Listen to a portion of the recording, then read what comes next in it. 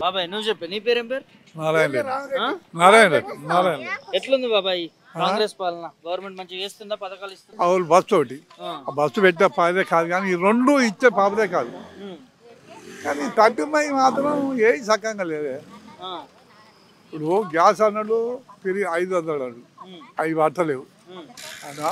చాలా వరకు పట్టలేవు. ఎవరో నూట్లోకి ఒకరికి పట్టలేవు, ఒకరికి పట్టలేవు అంతే. నేను తీసుకుపోయినా ఆ మండలాన్ని తీసుకుపోయినా, ఎండి ఆఫీస్ తీసుకుపోయినా ఏమంటే అన్ని ఓకే ఉన్నాయి కానీ అది వేస్తలేడు అన్నాడు. అట్లా ఈయన ఇక ఏముంది ఆయన చేసే అన్ని ఏం సక్కంగా లేవే. మంచిగా ఏం చక్కగా లేవా? ఏది సక్కంగా లేవు, అవి సక్కంగా లేవు. గీ పూర్తి ఇస్తున్నా గీ ఇస్తలేరు అంటున్నాను. ఈ సాధన అయితే కదా మనకి ఈయనే ఇస్తున్నాను అంటాను. ఇస్తున్నా అంటే ఏది ఇచ్చింది లేదు, సచ్చింది లేదు. ఏమో ఆశ పెడతాడు. పింఛన్లు వచ్చినాయి 4,000 పోను పెరిగినాయి. ఎక్కడి 4,000 అయ్యా అల్లుడు ఎన్ని నోడాలి మన పింఛన్లు అది ఎందుకు పెట్టిన ఆశ? ఇప్పుడు చాలాకాలం వాళ్ళకి ఆశ అబ్బో నాకు 4 వస్తాయి, 4 వస్తాయి. అది కొడుకులు ఆయనతో పువ్వే పెడిపోయి నీకు 4,000 వస్తాయి అది అదే ఈడ మరి ఏం అట్లా ఇబ్బంది అవుతుందంటావు? మాట అన్నాడు కదా, మనిషికి ఒక ఆశ పెట్టిండే ఆశలో పడిపోతాం కానీ మనం ఉత్తగలైతే అడతాం. నువ్వు అనకుంటే మేము అడగలే కదా, నువ్వు అన్నావు కదా, మరి నువ్వు అన్నాడు ఇవ్వాలి కదా.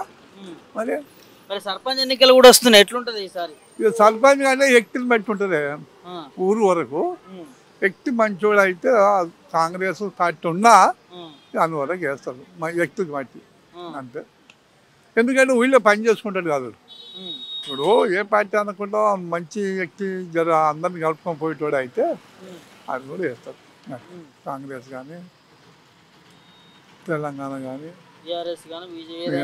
ఏ పార్టీ అయినా వ్యక్తి మంచోడు అయితే వేస్తారు. వ్యక్తి మంచోడు కాకపోతే ఎవడు మంచిగా అటే అట్టుంటుంది.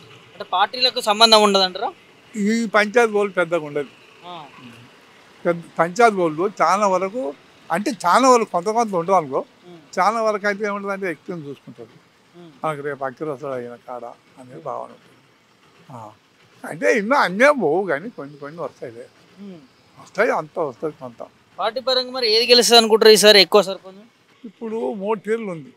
అక్కడ టీఆర్ఎస్ బాగానే ఉంది, గట్టిగానే ఉంది. ఇక కాంగ్రెస్ అంటే ఈయన పదవి మీద ఉన్నాడు, ఇంతో అంతో ఆయనకు ఉంటుంది. అక్కడ బీజేపీ ఉంది, అది కూడా కొంచెం దాన్ని కూడా లాగొచ్చు కొంచెం. అది 3 విధాలు ఉంది. మరి సరే ఇక అది జనము ఏ విధంగా ఉందో మనం చెప్తాము ఎట్లా.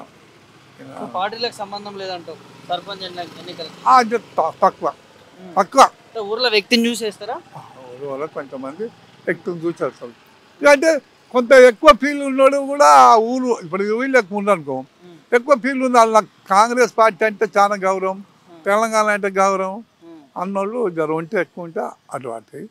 ఇక లేకపోతే ఎందుకు చాలా వరకు ఏమంటారంటే అమాయకత్వాలు చాలా ఉంటారు కదా, వాళ్ళకి చెప్తే అదే భయ ఈ వ్యక్తి మంచివాడు అంటే ఊరు ఎక్కువ.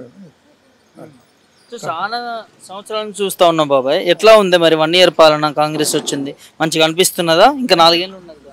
4 ఏళ్ళు ఉంది కానీ ఇప్పటికైతే మంచిగా అనిపిస్తలేదు అని కావాలా. అందుకే ఎక్కడ లోపం జరుగుతుంది? ఎక్కడ లోపం జరుగుతుంది?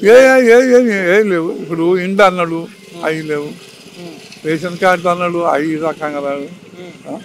ఇప్పుడు రైతు బంధు అన్నాడు అవి లేవు. రుణబాధ కూడా అందరికి చేయలే, కొందరు చేస్తుంటే కొందరు చేస్తలేడు. ఇప్పుడు ఇవన్నీ పని చేస్తే ఒకటి పూర్తిగా చేయలేకపోతే ఒకటి లేదా అను లేదా అని ఒకటి చేస్తూ ఇప్పుడు నీకు ఇచ్చాను నాకు ఇవ్వపాయి, నీకు రుణమాఫీ అయింది నాకు ఇవ్వడా, మరి ఎట్లా?